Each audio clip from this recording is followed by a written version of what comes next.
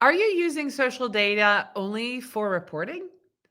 Are you scratching your head right now and thinking, what else can I use it for? Today's guest will be talking about making strategic decisions based on what you see in your data. Stay tuned. A next episode of Strategy Talks is coming your way right now.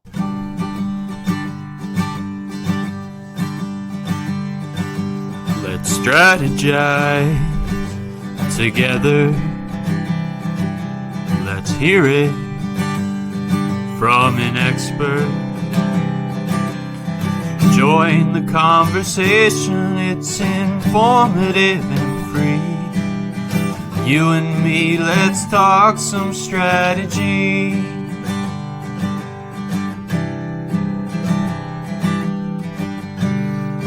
Now here's your host, Morin-van.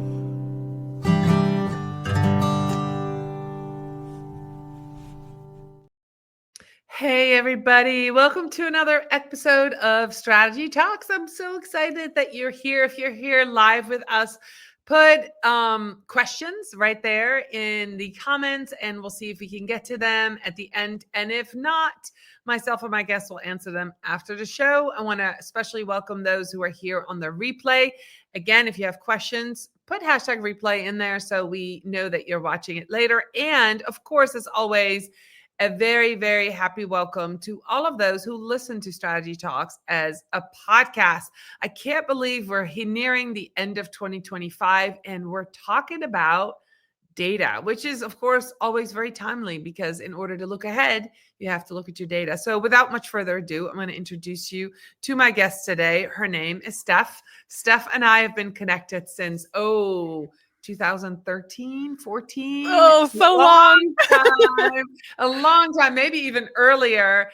And Steph now works for the team at Sprout Social. So, of course, lots of data there, right? Tell us before we dive into strategic decisions and data, let's talk a little bit about Sprout. What do you do for Sprout, Steph? Yeah, sure. One, thanks for having me. Super excited that we get to do this because, like you said, we've known each other for more than a decade, which is just insane numbers. Crazy. So as fast as social moves, like social friendships just like stay and hang on, and I love that. So at Sprout, the kind of work that I do, as most people know, Sprout Social is a social media management platform covering all the things: publishing, engagement, reporting, social listening. There's so many different features, obviously, of the platform. My role is I work as a manager on the professional services team. So if you'd like to get a consultant to kind of come alongside you in how you work with the platform, our team kind of comes in and can work inside Sprout with you, like help you optimize, help you understand your data, and how do you make decisions with the information that's there. Hint, hint, what we're talking about today. Yeah. So I help manage that team. And I also was in that role for several years before I became the manager. So know it intimately and kind of coming alongside customers that are either agencies, even Fortune 50 or somewhere in the middle to just get the most out of the software and have a buddy that understands. Like, we speak the language, we get it. That is really great, especially for, say, you're a company and you've been using Sprout Social, but maybe you have a new social media person to onboard, right? A new professional on the team, and being able to have somebody there that not just holds their hand, but kind of, shows them around, can be super valuable. So that's a service that I didn't even know Sprout offered. That's really, really cool to see. And yeah, you and I have literally, I think we met in 2015 at Social Media Marketing World for the first time. And I remember you coming up to me and saying, "Hey, Doreen." And that was just so cool. Like, having somebody recognize you from being friends online and then seeing in real life, like, this is who we look like. And this is funny. If you ever do this, guys, if you meet people on social, on LinkedIn or Facebook, and then you meet in real life, the first thing I always do is like look up and down, like, Are we the same height? It's always surprising. That is like, I love It doing that. is. Like, Someone is either always much taller or much shorter than I anticipated because you just yeah. know people by their avatar. Yeah. But yes, you made it so easy for me though because the orange glasses have been iconic for you. So Yeah. I think you and I were real, we chatted on Twitter X, Yeah. right? And I was like, I know her. Oh my God, I know her. Well, I don't know her, but I want to know her. I know. And then we met again at Social Fresh and then the social media marketing world again. So So funny. it's been wonderful to see your journey as a business owner and then moving into your role at Sprout and move in there. So we're going to talk about using data for more than just reporting. So Steph, what is that stumbling block that us marketers seem to have? Like, why do so many of us only report the data but not use it for strategic decisions? Like, what is it? Yeah, I have a theory on this Okay, about I'm ready why for it. this happens, okay? That is because every social marketer I've ever met is a unicorn, right? You have so many responsibilities, right? If you say someone is a social marketer, like that title comes with like 15 different things that you are actually responsible for. Yeah. So in your job being, ideate, strategize, like create content. You might be the creator. You're also then like the manager actually posting content. You're responding to the community. You're trying to keep up with trends of what's going on. You're doing competitive research. You're meeting with other teams and stakeholders. There's so many elements of that role that we tend to focus on the things that are highly visible. So Mm. we focus on my job as a social marketer is to put content out on social media, whether I'm part of the strategy or the creation or the actual like publishing, right, or engaging that community. What you do is highly visible. And when you get to like reporting, it's a check the box. I have to show that I did the thing that you already saw was very visible. But here I got these impressions, this engagement rate, right, this number of clicks, and you pass it on to the next person. So we don't spend any time actually analyzing it. I think a lot of social marketers are great at reporting, right? And you got a lot of tools, whether Sprout or otherwise, right, that do a lot of that for you. And you're like, great, here's my report. And you check the box, and there's not enough time to dedicate to actually analyzing and now using it. Or we kind of get lost in like, well, I'm just going to keep doing what I'm doing. I got the numbers I wanted. Good enough. Like, let's go.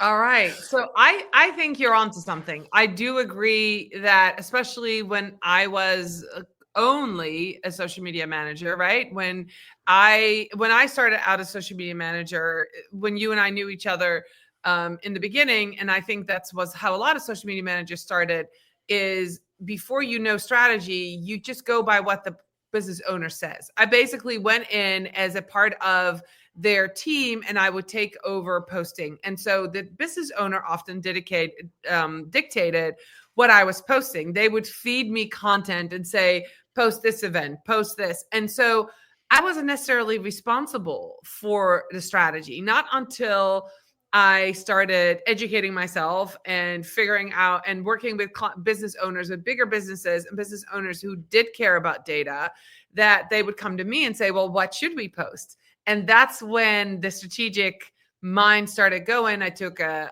social media strategy course and learned how to analyze data and how to, kind of do that SWOT analysis and all those things. And so, but I think so many of us come into this role from different angles. And so there isn't really, and the other thing, let's be real, when you and I started, there was no college course on social media management or social media professional, right? We either came from marketing or we came from communication or we came from, like me, from out of nowhere. I didn't have the education. I just started doing it because I'm good at talking. So if I'm good at talking and I can create stuff, I'm good at writing, I can create content. But now there's just this whole different thing that we need. We need the data in order to be successful with social. So let's dive into what you just said, right? Data-driven decision making. Yes. How does somebody start out to leverage some of this data that's there to make decisions for clients. So the first thing I want to talk about is who owns the data and who takes charge of talking about the data. Yeah. So owning the data, I think that's a great question because there's a couple different areas that you get data from, right? You have data that's owned, you have data that's earned, and then you have like the outside industry competitive set of information that's just like out there. So when we look at what data is available to us, owned is like the data you get from like, I made this post on my Facebook page, I earned these impressions, these engagements, I earned this many responses to my X post, I got this many shares on LinkedIn. That's owned data from your profiles. So there's a lot of data that comes natively from those social networks, which we love, that tells you about how you perform. And you can measure against yourself and see what's working in my community, right? How do I'm going to use that data to decide, should I keep doing what I've been doing, right? Should I stop that, right? And kind of understand the stop or keep doing it, or can I make some improvements, right? What is my own data telling me? Then we have earned data. And the earned data is the conversations that happen on social that you were not part of. So we think about like with Sprout and with a lot of like larger platforms, we have social listening that allow us to go out and search for how many times did my brand get mentioned, but they didn't tag me. They talked about me on X, but they didn't tag my handle. They used our hashtag on Instagram, but like I didn't get like a notice, right? It didn't show up in my notification feed or show up in my inbox of my management tool that told me this happened to me because it happened on someone else's profile. And they were talking about me in that conversation. They were mentioning our products, right? Any of those things. That's earned social conversation. A lot of data that comes from that. That tells you what people care about. That tells you the sentiment of your brand, tells you things like market share of like maybe us versus them, of how many times people talk about them, how many times do they talk about, us. So that's going to tell me things like, where do I fit in the market? What am I doing really well? Is my messaging resonating with folks? And then we're going to have the third bucket of data, which is going to be our like competitive and industry insights. Like, tell me what they're doing. Right. So it could be, data from their own profiles, but what's publicly available, right? I can see how often my competitors are posting. I can see what they're posting. I can see public level engagements, but I can't see things like what impressions did they get? What engagement rate do they have? So there's different layers of what data is available to me at that level. Mm-hmm. And then we've got lots of studies that come out, whether you are Sprout or Hootsuite, Agora Pulse, everybody's publishing information that says, here's what the industry averages are, right? Here's what's trending. Here's what's going on. Here's what this survey is telling us about what's working in the space. And so we have lots of data that comes from that. So we have these outside industry benchmarks, our earned conversation and our owned conversation.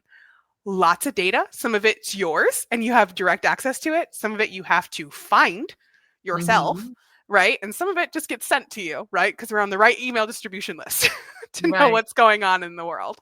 Right. Okay. That's a really great explanation. So then we have access to this. We can find some of this data. We can gather the data. Then who should hold that data on the marketing team? Yeah. So what's next? So I'm trying to reverse engineer this. If somebody's watching this and they're a social media manager, or they're, creating content, or they're in charge of videos and they're working with a team and they're like, hey, I'm listening to Steph. I'm wondering what's going on with our data. Where is it? How do I get access to it? Who should hold the key to the data? Right. I am of the mindset that data is everybody's responsibility, right? Because everything that you do and decisions that you make, while we have great intuition, I will find that most marketers and social media people I know, like, what's what. You have this feeling and you're like, this is the right way to go. But it's the rest of your stakeholders that need to get on board with your idea, that you just saying like, this is the right thing to do is not going to be enough. So data is everybody's responsibility. It should be accessible to everyone on the social team, whether you are a content creator, a manager, a community manager, right? You're the strategist, you're the marketing lead, or outside of just that social media team on the rest of like the marketing team in general, other key stakeholders. Make data accessible to everyone. Something that I've seen with some teams is you do have the space to have your own dedicated analyst, right? That's an ideal, like dream state.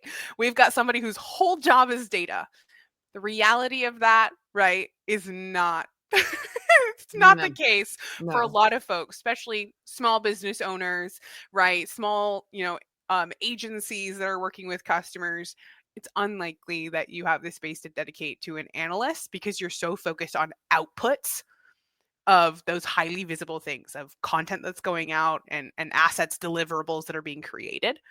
So less likely you're going to have an analyst. So it's going to be like shared responsibility across the board. So let's dive into that. So if you don't have dedicated analysts with everything that's going on with AI, could you, instead of having an analyst on your team, could you hire somebody to create a dashboard for you that puts all that data into one place? Would that be a good idea? I love that plan. Yeah. Okay. If you've got the space, like get a freelancer, get, an agency who specializes. There's definitely agencies who specialize in data, right? The other piece too is you might have someone on your team who is especially keen to this and treat it like a project on their list, right? So I may be the social media manager, but I know how important that data is, and I know I could make better decisions. I could make more impactful like posts and a better strategy if I had data available to me. So this is going to be my project. Q1, I'm going to get our data in order, right? So if I've got a social media management platform, I'm going to make sure all of my, my profiles are connected. Most of the time you've got them, right?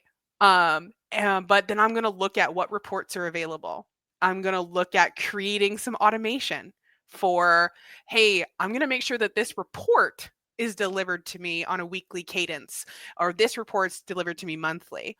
I'm going to book time on my own calendar to sit down and look at it and see what I pull out of it. Because it's one piece to get the data, but the piece that we talked about that's missing is being able to make a strategic decision because of the data that's there. Reporting is one thing. It's the other step that's missed, where you don't give yourself any time to look at it and see what it says. A lot of people are looking at it as like, green is good, red is bad. Okay, rough month, good month. And then they move on because I got to post this event. I got this campaign in place, right? I've got to keep moving.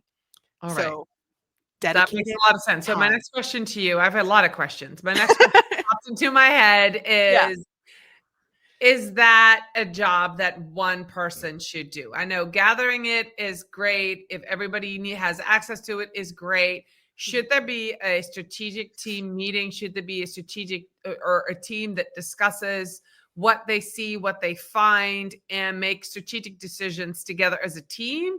Or do you think that so many people are tuned out that one person just makes that decision and owns it and then goes with it? I think informed teams are much more powerful. So I think that if you're going to have someone own this as a project, right? We've got our reports. Someone has to dedicate the time to look at it and interpret, right? What does that mean? What does that tell us? Does it tell us to start, stop, or continue something? Right. Those are something's going to fall in those categories. I'm either looking for confirmation that I'm on the right track and like keep going, or I'm going to see this is a mistake. Like we need to stop this because it takes too much time, right? An investment, we're wasting it. It's not resonating, right? I'm going to get that information and be able to know to stop. Or I'm going to use data like maybe those earned conversations about what's happening when you're not in the room, right? Or the industry insights to know what to start doing. So if you think about it in that mindset of start, stop, continue, somebody has to look at that data and put information in those categories and then bring it back to the team and be like, here's what the data said. And then get everybody on board. Yeah. All right. So now let's talk about the cadence. I heard you say that weekly, monthly. I am of the mind that when I start with a new company, I've been working with a startup this year, and we literally started from zero. So I was looking initially at the data every day. And then every week, and then every 2 weeks, every month. So what do you an established company that has a strategy in place, it's very different, correct? So Yeah. how do you determine the cadence? How do Yeah, you know like it's the right cadence? for sure. Just like we were talking about how everybody needs access to the data, right? Not everybody, just because they need access to it doesn't mean they all need it at the same cadence. Mm. So, how often you're looking at the data is going to depend on who you are in Mm. that organization. So, if I am the community manager, right, and I have a pulse on who the people are and and responding to messages and all those things, I'm probably looking at that data and that information. If not daily, I'm looking at it weekly. I'm looking at it far more often because I want to see that. I want to check those insights because I'm going to have I'm going to be the first to know if something needs to change more drastically, like more urgently. If I am the strategist, right, I'm Mhm. probably looking at it more on a monthly cadence to see, talk to me about the campaigns, look at the campaigns that were run. How is that performing? When things launch firsthand, just like you said, starting, joining a startup, I'm going to check more often. I'm going to Mhm. do this look back and see what the trends have been. But if I'm just managing and I'm continuing, I'm probably looking at it once a month. If we're talking about now to like maybe CMO level, right? We're going all the way up to to the executive and senior leaders. They don't need to know weekly. They don't need to even know monthly, other than like high level information.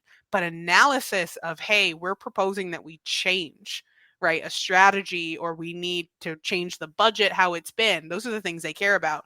I'm probably going to tell that more like on a quarterly basis to Mm. that senior leader because they've got other things they're worried about, and it's not how many impressions or what's the engagement rate, right? Or, oh, instead of doing 30-second videos, we're actually going to make them 20-second videos based on our testing that we did. They do not care. They Right. want the results that come out of that.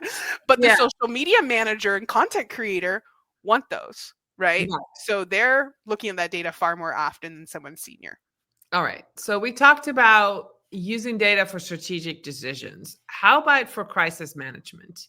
I Yeah. know that's kind of a different way, but I'm of the mind that, especially when a crisis comes, you got to be prepared. How would you use data, or how would you use your knowledge of the data, the analysis, when a crisis happens? And we see some crazy stuff happen on social all the time, brands that are off script, or that just say silly things, or are bad Yeah. with, communication, or they put an AI bot in place and AI bot made some crazy promises. And, Yeah. when those things happen, what do we do with data then?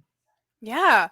I think when it comes to things like crisis, right? It's less about like what does the data tell me, and it's more about how fast can technology help me. So I would rely more on things like AI and automation for a crisis situation where I want to make sure that the system is telling me, like, and sending me an alert to say, hey, on average, your data says you get about 100 messages an hour, right? On Instagram, if you're a big brand, whatever, right? Yeah. I get 100 an hour. Last, like in the last 30 minutes, right? You've had 500, right? Here's an alert to tell you that something is wrong.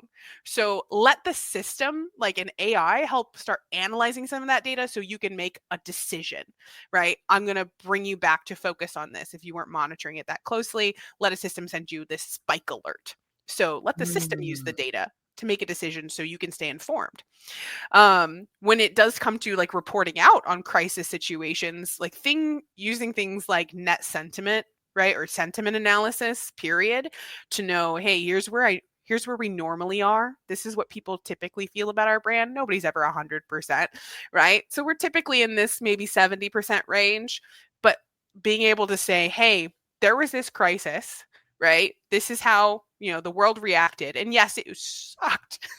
Right? For 3 days, right? Sentiment tanked and our mentions skyrocketed. I can see that.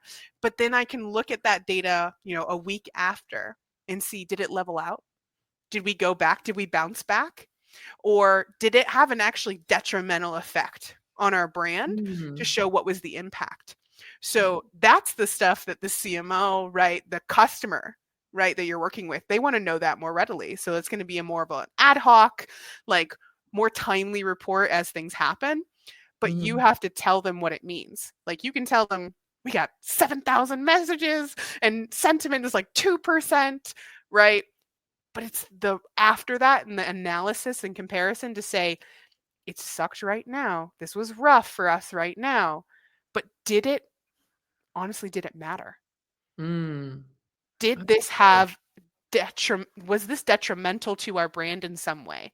It was mm. hard right then, and it's always hard for a social media manager, community manager in those You days. take it to Like, heart. You take it to heart. oh, It's so so tough. hard. Yeah. It's so hard, right? But some things are big crisis for 2 days. But in the long run, in the world of social, because things move so fast, it may be okay. It was Yeah. hard right then, but then I can tell you with data and analyze it and say, this is where we were, this is what happened, and now we're back, right? Or I can say, hey, you know what? This is lingering.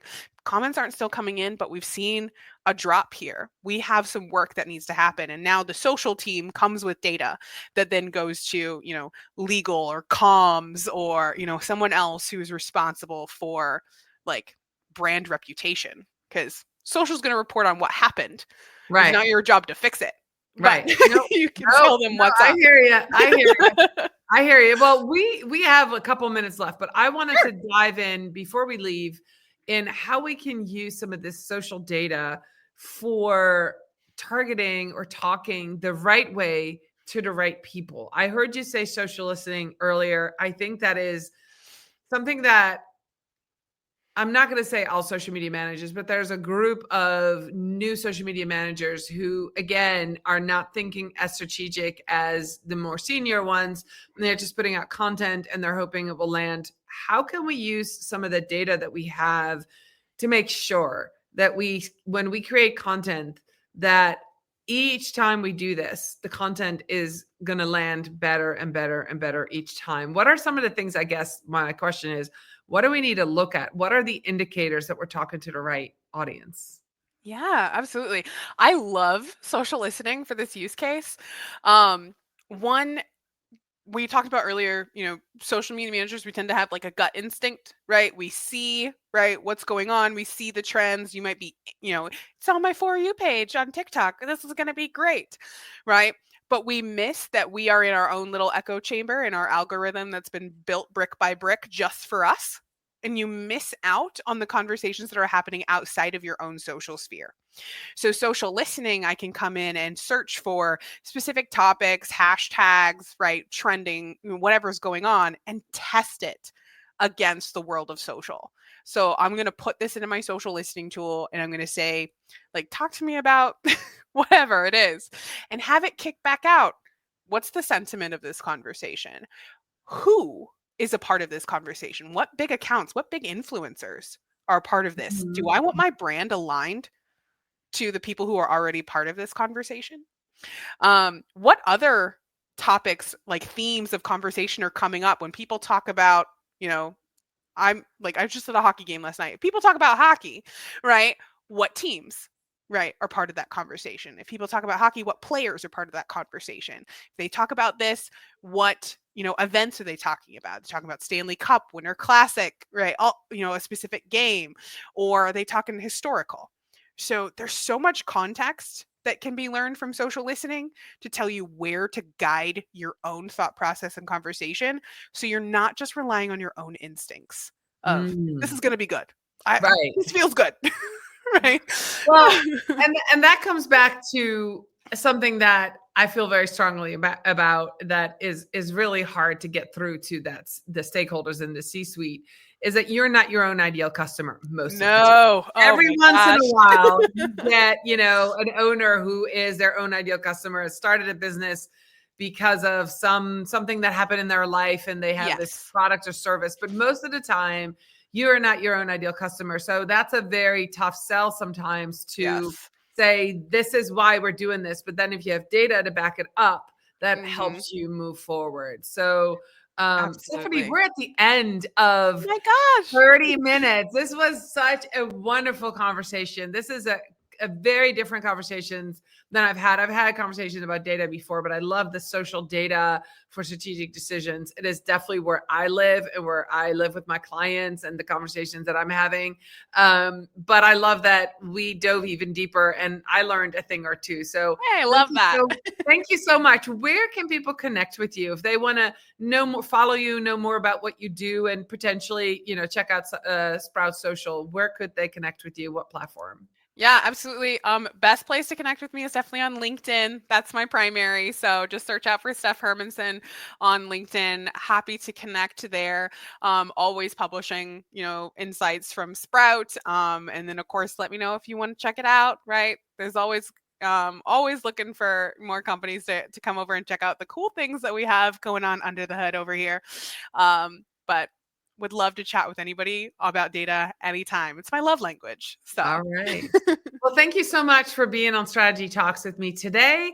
I will be back soon with another episode of Strategy Talks. Steph, thank you so much. Bye, everybody. Thank you for watching and listening.